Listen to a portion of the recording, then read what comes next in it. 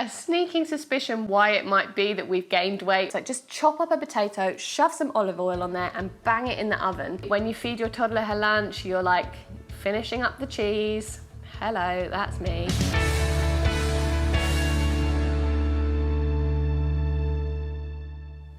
Hi guys, and a big warm welcome to the Bliss and Thrive podcast. It's your host, Caris Anderson here, and this podcast is here to motivate, inspire you, and keep you company on your walks or whatever it is that you're doing when you listen to this podcast. Thank you so much for the positive feedback on the Largon podcast. I hope that you really enjoy that concept and it helps you out in life. But today, we are going to shift our focus and we're going to talk about weight loss. Now, if you are not interested in weight loss, fair enough, but I think it's quite an interesting topic.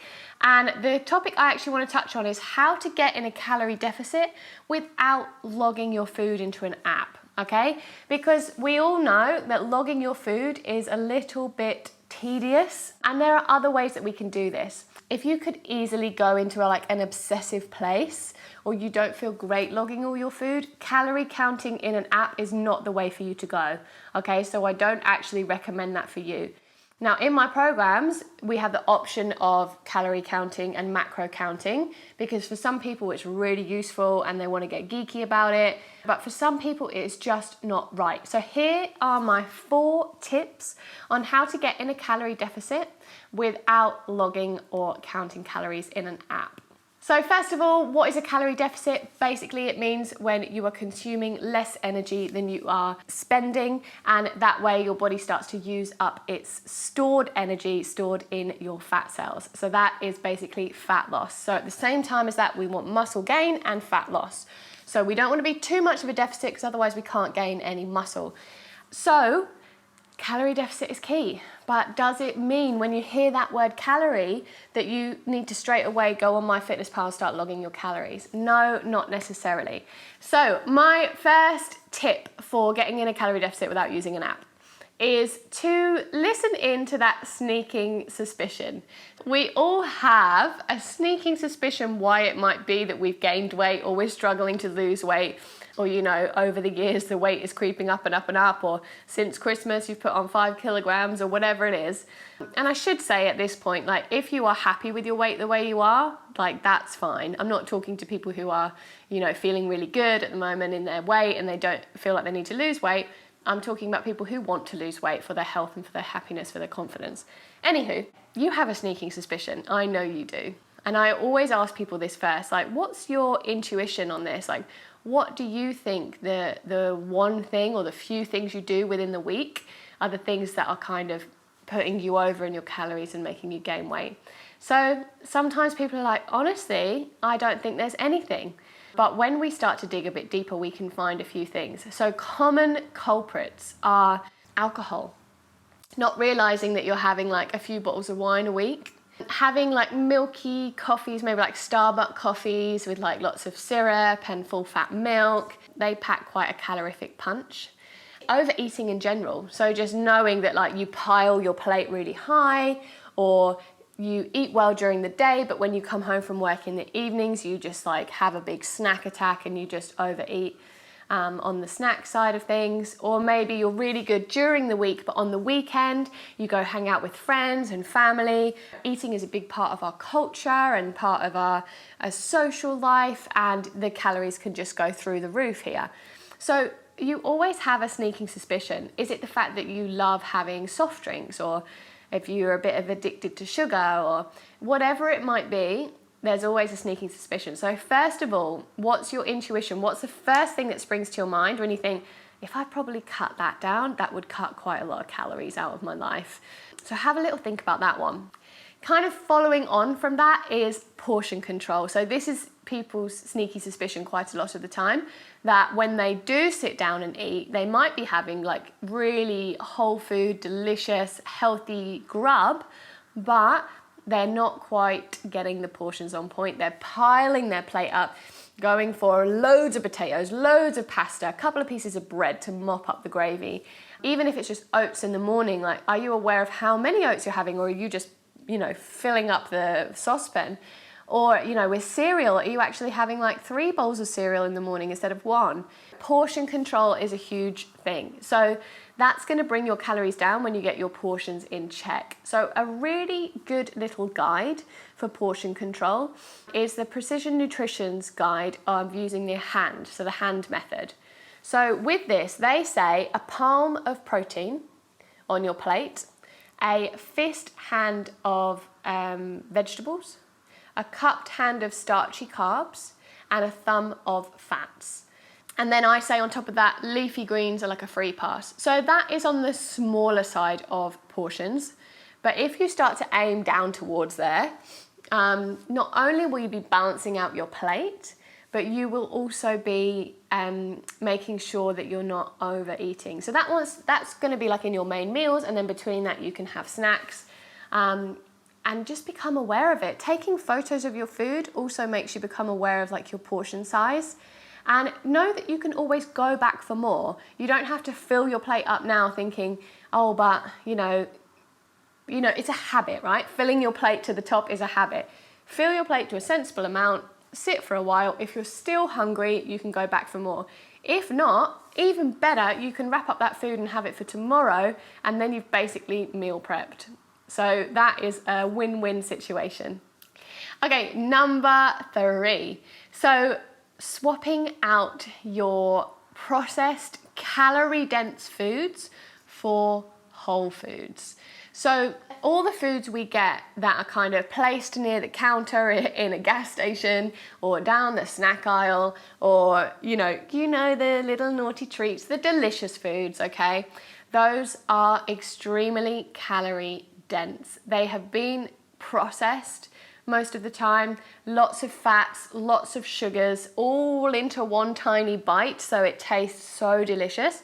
So for that amount of calories, you don't actually get much food. Not only that, you don't actually get full either. And then also we've talked about this in lots of different podcasts, you're spiking your blood sugar level often because they're very high carb. And then when it comes down again, you want more, so you end up eating more. So switching out those calorie-dense snacks for whole food snacks, or foods in general, for more whole foods, you are automatically going to bring your calories down. So what does this look like practically? So rather than snacking on biscuits that you buy, like chocolate digestives or something, oh my God, I do love a chocolate digestive, but you can see they're like 70 or 80 calories per biscuit. I might be wrong there. But maybe you could make some little peanut butter and banana cookies, or something that literally take 10 minutes in the oven. Or you could make little energy balls with some, peanut butter or coconut oil for your fats, with dates for like the sweetness, and a bit of oats in there for some fiber. And you can really create these little whole food snacks that still satisfy you, but they're not necessarily going to spike your blood sugar level and not pack as much of a calorific punch. To be fair, an energy ball, be careful that you don't make them too big, because they can also be highly calorific, especially if you're using like coconut oil and stuff. Or say you love to go out for a pizza, make your own pizza from Whole Foods. You can do a wheat base, or you can do a cauliflower base, making your own sauce on there. If you like eating burgers, make homemade burgers. Maybe switch out your mince for turkey mince. Rather than having deep fried chips, why don't you have oven roasted chips? Like, just chop up a potato, shove some olive oil on there and bang it in the oven. It's the easiest thing to do. So those switches for the processed foods, for the more whole foods, home cooked foods, are going to be so much less calorie dense. You're going to be able to eat more for your amount of calories, more bang for your buck basically.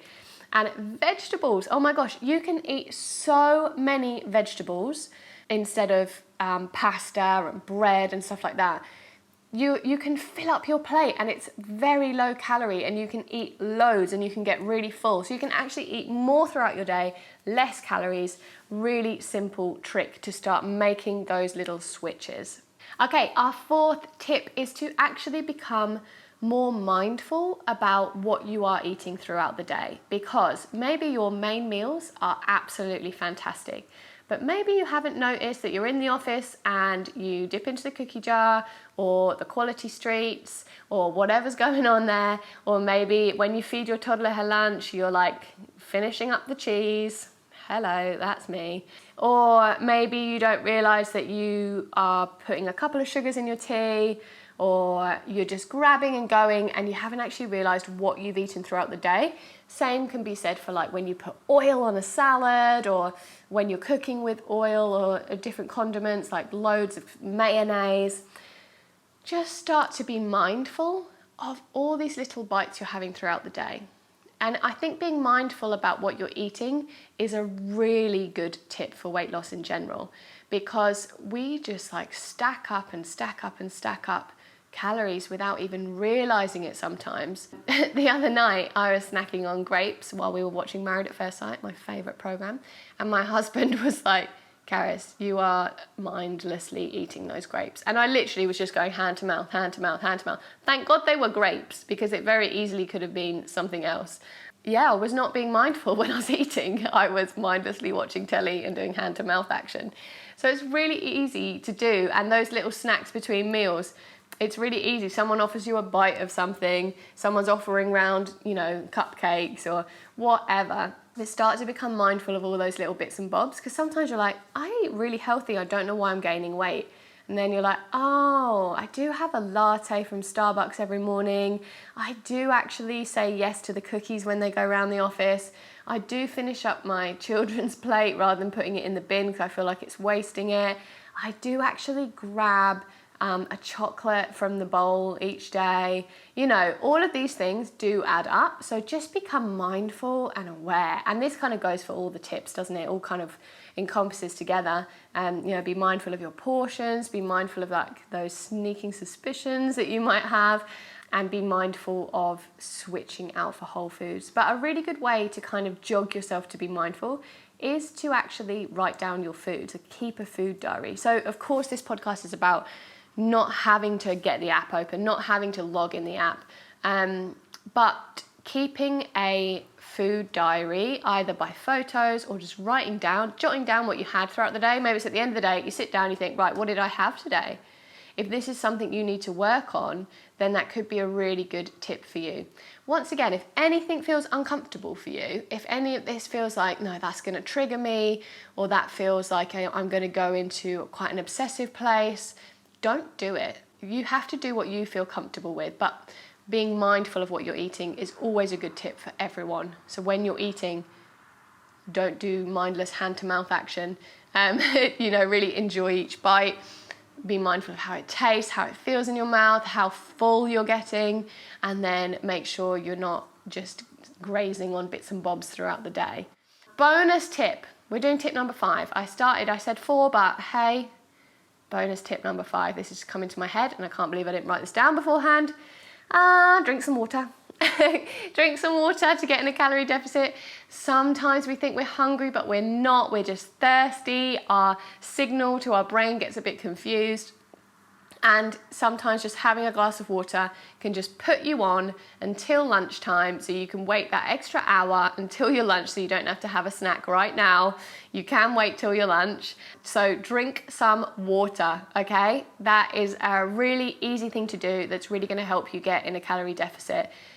All of these tips combined will really help you get in a calorie deficit as well. Cool, yay, I hope you enjoyed this one. If you did, then please leave a 5-star review on iTunes. Please press the like button, or people on YouTube say smash the like button. It sounds so aggressive. Gently caress the like button on this video for me. Do it right now. It really helps me out. And take a screenshot of either you watching this on YouTube or listening to it on your podcast app and tag me in on Instagram @CarisAnderson. I think it's really useful for people to know that you can get in a calorie deficit without using MyFitnessPal or any other calorie counting app. If you do want to use MyFitnessPal, it's a great tool to become a detective. Don't get obsessive about it. Give yourself like 10-15% leeway around your calories. Don't let yourself go to the place where you're like, oh my God, I haven't logged, so I'm going to gain weight. No, it's a tool to help you understand food, to help you become more mindful, to help you realize that, whoa, maybe I had a day full of carbs and that's not good. And it's a really great tool that way. So I want you to learn and grow, to feel comfortable and to feel confident with your nutrition.